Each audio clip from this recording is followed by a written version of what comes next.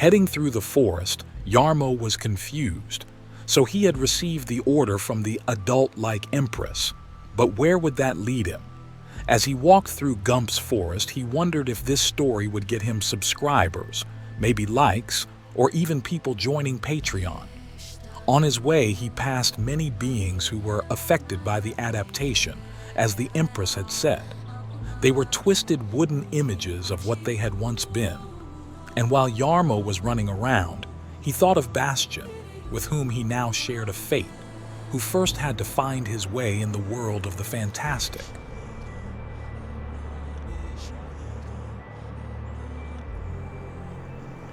After Bastian gives the childlike Empress the name Moonchild, he is transferred to Fantasia. But everything is dark there at first. Nothing exists anymore. Then Bastian says his first wish. He wants to see the childlike Empress. And that's how it happens. She appears. She hands him a grain of sand. This grain of sand is all that remains of her empire. But with Bastian's imagination, everything will be reborn. More precisely, everything will arise again, and yet has existed since forever. Bastian is surprised to find that the grain of sand develops into a plant that quickly becomes an entire forest.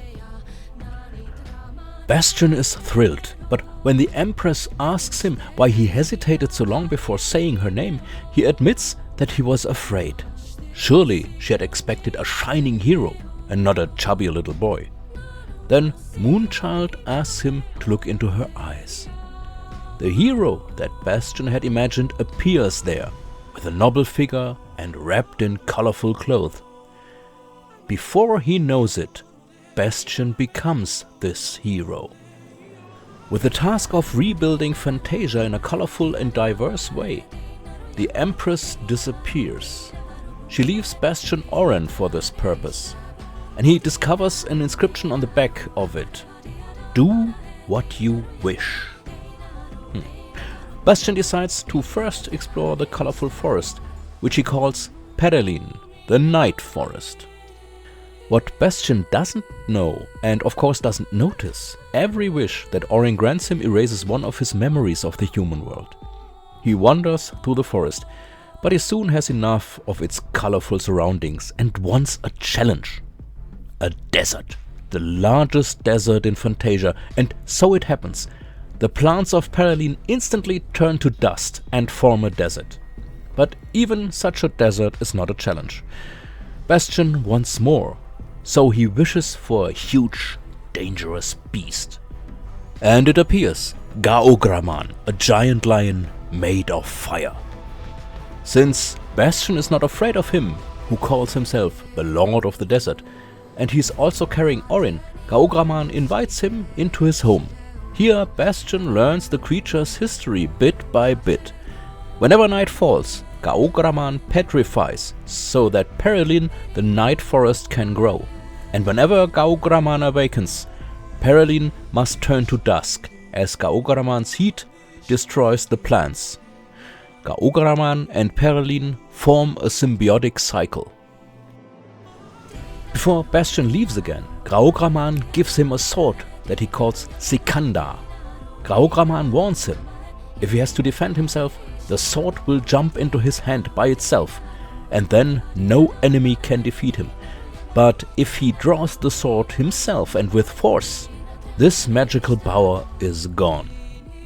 Bastian leaves Gaograman through the Thousand Doors Temple, a strange building.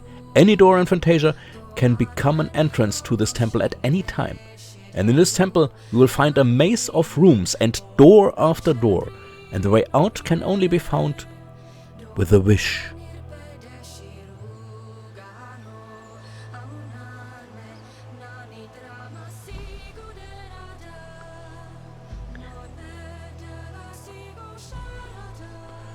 Okay, well, we are in the realm of fantasy, aren't we?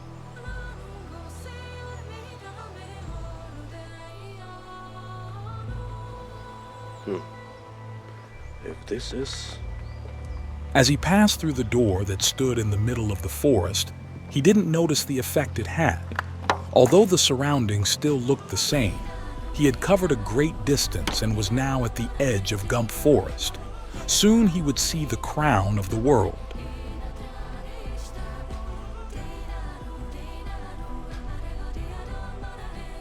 Bastian initially walks aimlessly through the Temple of 1,000 Doors. He just doesn't know where to go.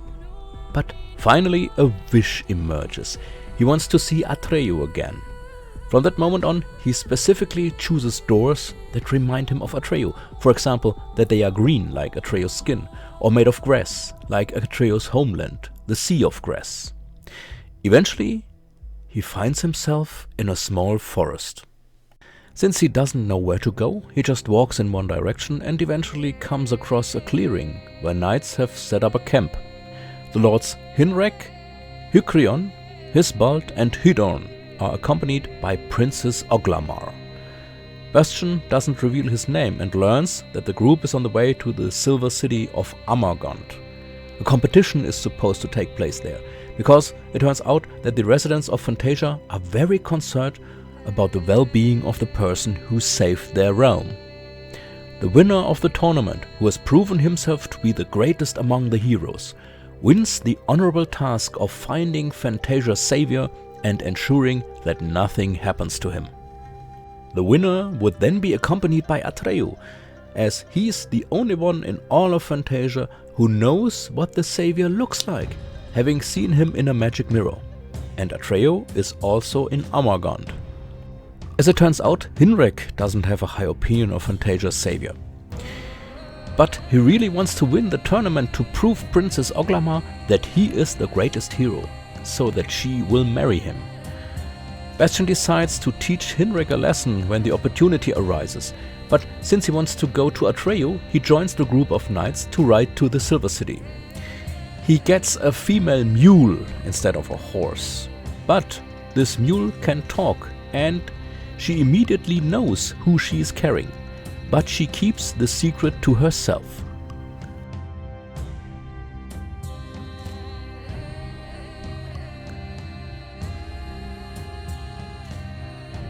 In no time, the group reaches Amargond. The city consists of silver boats anchored on the Lake of Tears named Murhu. The Lake of Tears consists of acid, making the city virtually unassailable. And finally, Bastian sees Atreyu, who is monitoring the tournament. As the tournament progresses, Bastian challenges Hinrek to increasingly incredible tasks. When he finally demands that they swim across the Lake of Tears, Hinrek gives up and Bastian reveals himself. A festival is celebrated in the Silver City. In the following time, Bastian allows various wishes to be fulfilled, which rob him more and more of his memory. So he invents a dragon for the sad Hinrek, who kidnaps Princess Oglamar so that he can save her. He invents a story about where the acid of the Lake of Tears comes from, as small creatures, the Acharai, continually mourn their ugliness and their tears form what's in the lake. He invents a large library in the middle of the city that contains only his own stories to impress Atreyu. Here he finds a stone that glows in the dark. Then he meets the Acharai, who are always sad and crying, and invents a story about how they soon pupate and will become clown moth, the so-called Schlamuffen. Atreyu reminds Bastian of the second part of his mission. The childlike empress had mentioned that the child, the savior, must return to the real world in order to make both worlds healthy. So Atreyu, Bastian and lots of companions set off so that Bastian can find his way home. The only problem is Bastian remembers less and less about the human world. The result is that the whole group walks in circles, as there is no goal to achieve. Only when Bastian decides to visit the Ivory Tower and the childlike Empress, things move forward again. But this brings in a new problem. It is said that one is only allowed to see the childlike Empress once, and Bastian has already done that. But he cannot be deterred. Along the way, Bastian makes use of Orion on various occasions and loses more and more memories. Eventually, they arrive at a castle that looks like a large hand covered in eyes. The castle of the sorceress Xaide.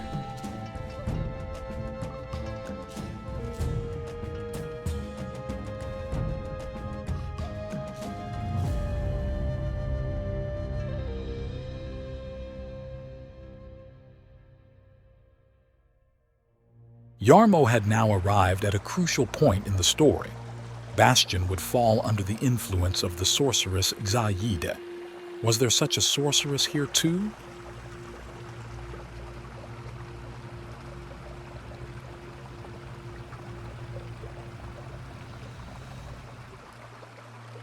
Xaide is a master manipulator who also commands an army of mechanical giants. She acts as if she was defeated by Bastian in order to surrender to him. But actually, she manipulates him and slowly but surely turns him against Atreo during the further journey towards the Ivory Tower, which I cannot expand on in detail here because it is too big. Bastian uses up the glowing stone that he found in Amargant. And to all who think I should talk more about it, just read the book. Read the book. It's worth it. But when the group finally approaches the Ivory Tower, they are informed that the childlike Empress has disappeared. Xaide manages to convince Bastian that this means he is now the ruler of Fantasia, the new childlike Emperor. When Atreo interferes, Bastian sends him away. Bastian arranges a coronation ceremony, but during the ceremony there's a riot instigated by Atreo. As a result, the Ivory Tower catches fire and collapses. Bastian violently draws his sword Sikander and injures Atreo with it. Falkor takes Atreo away. Full of anger over the destruction of the Ivory Tower, Bastian rides after the two, and when Xaide tries to follow him, she is trampled by her own mechanical army. Bastian gets to the old Emperor city, where the monkey Argax explains to him what would have happened if the coronation ceremony had actually been completed. Bastian would have ended up here, sooner or later. The city is full of people who don't talk and do crazy things. The city's buildings look as if they were thrown together at random. These people all came to Fantasia, but they have all lost their memories and therefore can't find their way back. And if you're interested in the history of the old Emperor city in detail, I'm going into it in more detail in the video about the book The Name of the Rose. In any case, Bastian now knows he has to go back to the human world before he loses all his memories. Argax even gave him a clue to Yors Minorud, the Mine of Images. Bastian tries not to waste any more wishes, but it's not that easy because some longings just arise. So he ends up first with the Iskalnari Mist Boatman and then with the Lady Ayola, who lives in the Changing House. The house is called that because it changes itself, and so do the people who are in it. Here a new wish arises that brings Bastian closer to the human world again. He wants to be able to love. That last wish leads him to Yor, the blind miner, and the Mine of Images. These images are the foundations of Fantasia. They are people's forgotten dreams. Bastian has to find a dream that speaks to him among all the images. Unfortunately, he no longer has a light source because he has used up the glowing stone. So he has to collect images in the dark and bring them to the surface. Only there he can see them. These images are also very sensitive, even loud noises can destroy them. Bastian spends a long time here, becoming more and more adept in the dark. And finally, he brings up an image that speaks to him, even though he doesn't know why. It is a picture of his father. In the real world, he never saw his father smile again after his mother's sudden death. His desire to be able to laugh has now found a direction. Yor sends him away with the image to find the waters of life. But the longing that picture triggered in him cost him his last memory, his own name. Now all he has left is the image, while he is trudging through the snow in the search of the waters of life. But at that moment he is haunted by his own stories. The clown moth appear. They demand to be transformed back into the Acharai because the lake of tears has dried up because they no longer cry. Bastian wants to send them away, but they make such a noise that his father's picture is destroyed.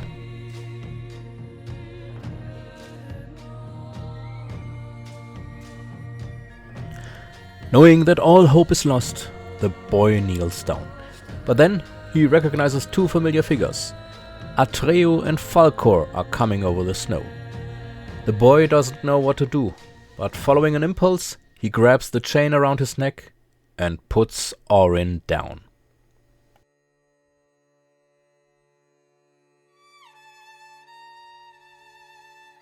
At that moment, they are all taken to a place where a fountain is bubbling.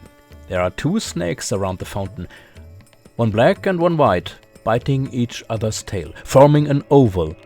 Yes, that's it. The Orin was the waters of life the whole time. But the one snake has to lift its head to let the guests through the waters. The waters are talking and asking for names and memories, and Atreus says that he has kept all the memories for Bastian. With that, the snakes let him through, and Bastian can finally bathe in the waters of life. This returns his memory, but he also loses the gifts he received from the childlike Empress. Then Bastian wants to take some of the waters of life with him to bring it to his father. To do this, however, the other snake's head must first rise. The waters also asked whether Bastian ever finished a story that he began in Fantasia. No, he didn't. And new stories emerge from every story he had started. But the waters insist that he finish the stories, or find someone to do it for him. And Atreo and Falkor are ready for this. Bastian is relieved. And then the time has come. Bastian takes some of the water in his palms. The second snake raises its head and Bastian starts running. But when he's back at the attic, he has lost the water. He notices that the school is empty and wonders how many years he's been in Fantasia. He climbs out of a window onto a scaffold and runs home. There he meets his father, who is delighted to have his son back. It turns out that only one day has passed in the human world. Bastian tells what he has done and experienced, and his father listens to him like he has never listened to him before. And when tears well up in his father's eyes, Bastian realizes that he indeed brought the waters of life with him. But he still has one thing to do. He has to go to Coriander's bookstore and sort out the affair about the stolen book. Bastian insists on doing it himself, but Coriander initially claims that he never owned a book called The Neverending Story. Only when Bastian talks about his experiences, he admits that he's been to Fantasia several times himself. And he says that the book never belonged to him because it probably came from Fantasia itself, so Bastian cannot have stolen it. The two talk about Fantasia and their experiences before Bastian says goodbye. Coriander watches him go and has the final word. Bastian Balthazar Bugs. If I'm not mistaken, then you will show many people the way to Fantasia so that they can bring us the water of life. And Mr. Coriander wasn't mistaken. But that is another story and will be told another time.